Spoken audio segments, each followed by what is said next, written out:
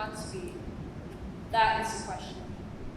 Whether 'tis nobler in a mind to suffer the slings and arrows of outrageous fortune, or to take arms against a sea of troubles, and by opposing, end them.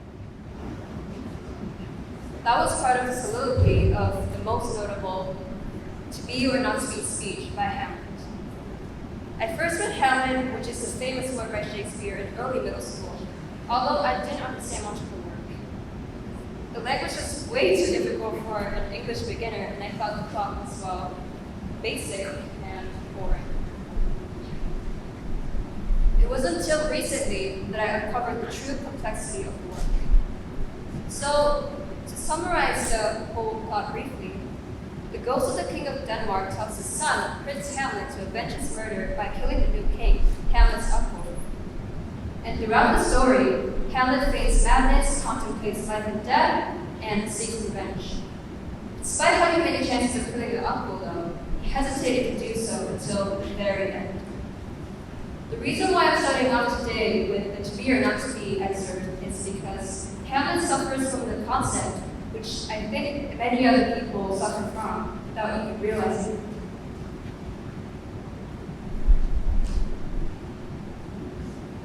Perfectionism. You all probably have read endless books of quotes that if you don't have high expectations of yourself, then you would never achieve anything, right? You see many inspirational individuals say themselves perfectionists, that they always set high standards for themselves. Yet you probably have found out the damage you create, just like everything has pros and cons. So, what even is perfectionism anyway? The philosopher Samuel develops the concept of moral perfectionism, defining it as an idea that there is an unattainable self, attainable self that one ought to strive to achieve. However, the reality is, not only is perfectionism terrible for one's mental health, but unless they get a check on it, it's also going to prevent them from ever living up to their mental potential.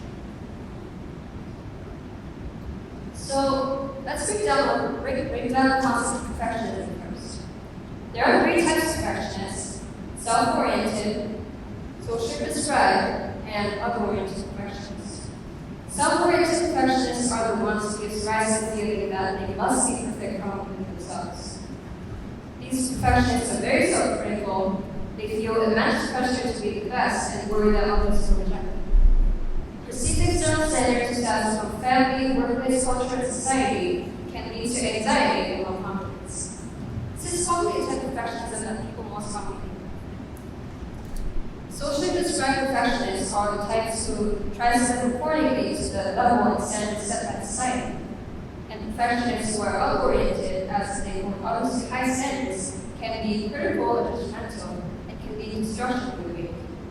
It's hard to build working relationships under these conditions, which is why this variety is so detrimental.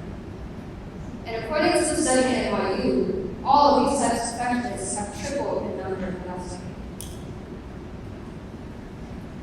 The problems with perfectionists is that, first of all, when it comes to perfectionism, they become terrified of failure.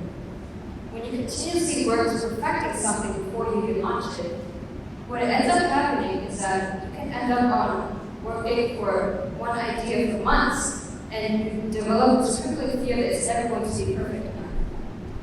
In that case, of course, even a tiny mistake and easily causes end, and they won't be able to take on challenges or make efforts. If they try to fail anyway, they'll think about doing the usual things that everyone does, not something in life, not doing anything new or special. Because they tend to avoid the hardships that are supposed to make them grow, there's a high chance that they will suffer the potential.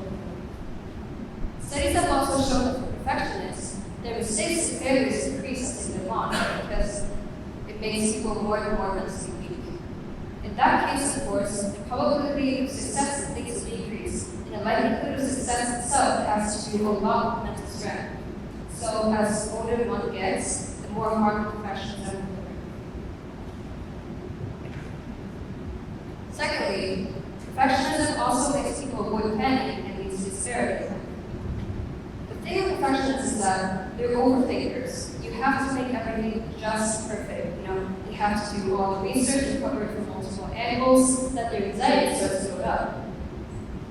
The result is that as they get super overwhelmed, you start to do all these unrelated tasks, unproductive tasks, so that you can avoid facing the actual problem.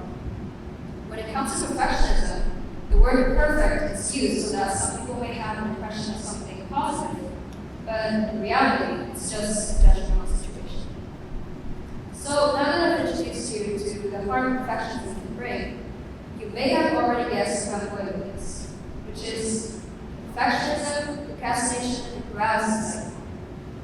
Whether that perfectionism stems from fear of judgment or the judgment you have of yourself, the anxiety likes to convince you that if you can't do everything and do it perfectly, you should probably do nothing at all, or you start to procrastinate. But inevitably, there comes a point when that avoidance has gone on for far too long, and just when it's time to pull it together, you freeze, paralyze. Let's bring back Hamlet for a second. Shakespeare, for example, explores this very issue in the play. Perfectionism can sometimes lead to tragedy. When people are asked to complete a deed, they are unable to do so until they find the right circumstances. Hamlet, who vowed to seek revenge for his father, hesitated to do so until the very, very end of life. To overcome this perfectionism, we must first start with belief system and our mindsets, redefining what perfect is. This is because perfectionism paralyzes decision, leading to procrastination. And because of this indecisiveness, they focus too much on making a perfect choice, spending majority of their time contemplating what's the right choice and what's wrong. We must change that mindset by, instead of focusing on the outcome of something, we must fail many times and accept those failures. Lastly, for those of you who care too much about the right choices they make, I would like to introduce you to the wonderful works of Albert Einstein, whom I adore. The years of anxious searching in the dark, with their intense longing and alternations of confidence and exhaustion, and final emergence into light. Only those who have experienced it can understand. We must take risks and fail many times to be able to dare to